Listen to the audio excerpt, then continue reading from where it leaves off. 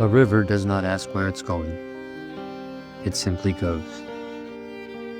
Born from the silent thaw of a mountain peak or the soft tears of rainfall in a forgotten woods, it begins quiet, unnoticed, almost humble, but it always moves. Unlike humans, the river doesn't fear change. It carves stone not with violence but with patience. What resists it is not broken, only shaped. We name rivers. We build by them, drink from them, even bury our history in its depths.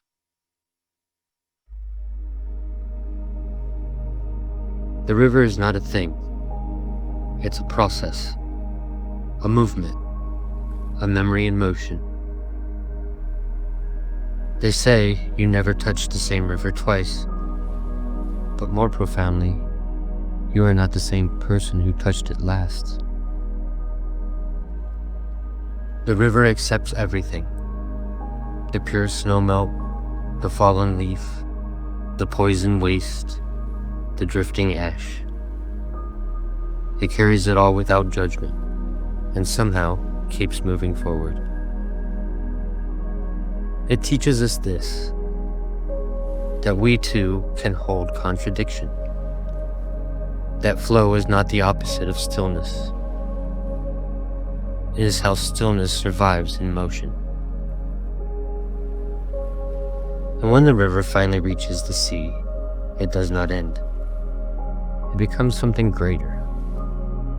The river does not die. It surrenders. And maybe that's the final lesson. That the greatest act of being is to let go. To merge with something faster than the self.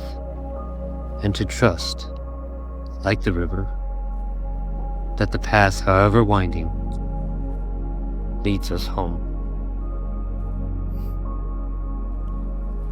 In the spring of 1913, a deadly force of nature swept across the Midwest.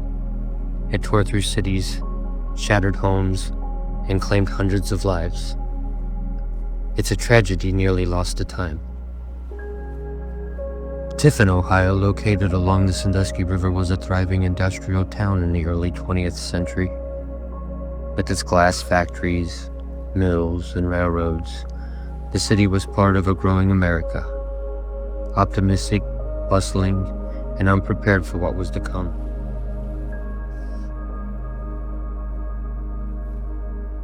Tiffin was a busy place back then. Glassworks, mills, and a major railroad crossing. But what people didn't realize was how vulnerable the town was to flooding. The proud manufacturing town was home to 10,000 people. Factory workers, families, shopkeepers, all living ordinary lives in an extraordinary time.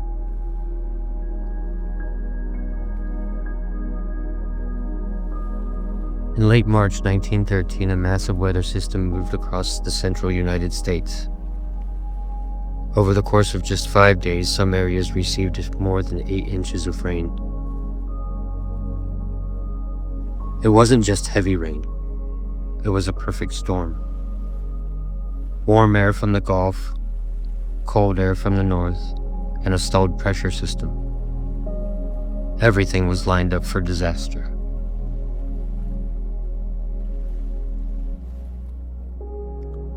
On March 25th, the Sandusky River spilled over its banks.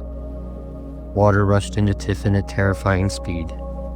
Streets became rivers. Buildings vanished beneath the current. The water came fast, sweeping through homes, businesses, and factories. Entire blocks of downtown Tiffin were submerged.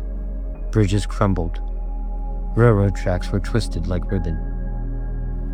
People climbed to rooftops, clutching children and possessions, waiting for rescue. One survivor recalled, "The water came so quickly we barely had time to grab the baby and run upstairs. Everything we owned floated away."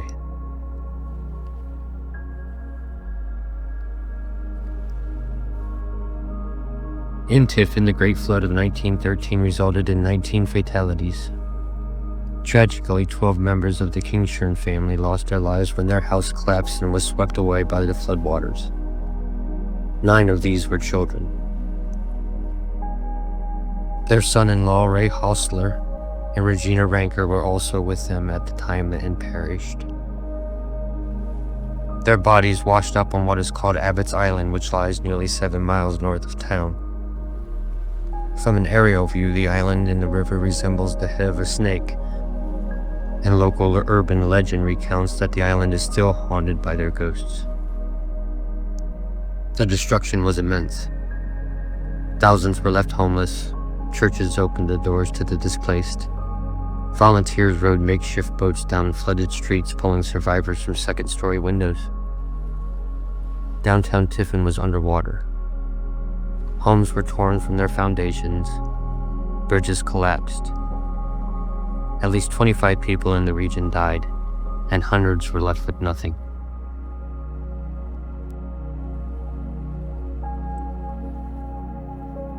After the waters receded, the real work began. Thousands of dollars in damage, disease threats, hunger, but also a community that refused to break. The flood changed everything. It led to the creation of the Miami Conservancy District. Levees, dams, new engineering standards. It was a turning point for Ohio's infrastructure. The 1913 flood remains one of the worst natural disasters in Ohio history, claiming over 400 lives statewide and causing what would be today over $2 billion in damage. In Tiffin, the flood reshaped the city, both physically and emotionally. Levees were built, riverbanks were widened and reinforced, and the memory of 1913 lived on in the stories passed down through generations. More than a century later, the river still flows through Tiffin. Calm now, controlled, but the memory of 1913 remains a quiet current beneath the surface.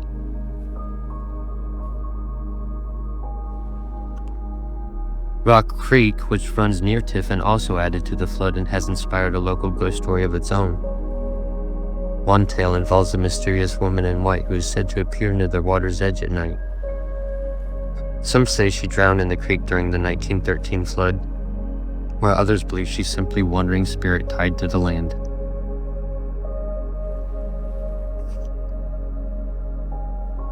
The Tiffin flood of 1913 is more than just a historical footnote. It's a reminder of how vulnerable our communities can be. As climate change increases the frequency of extreme weather events, the lessons of 1913 have never been more urgent.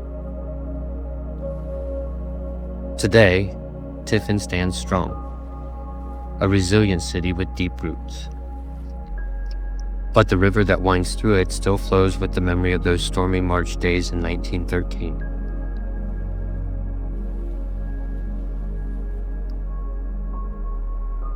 The flood of 1913 was one chapter in a much larger story, a story of nature's power, human resilience, and the lessons written in water.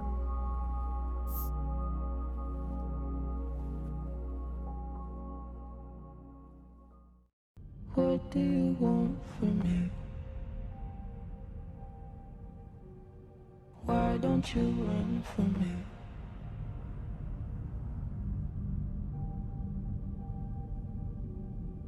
What are you wondering?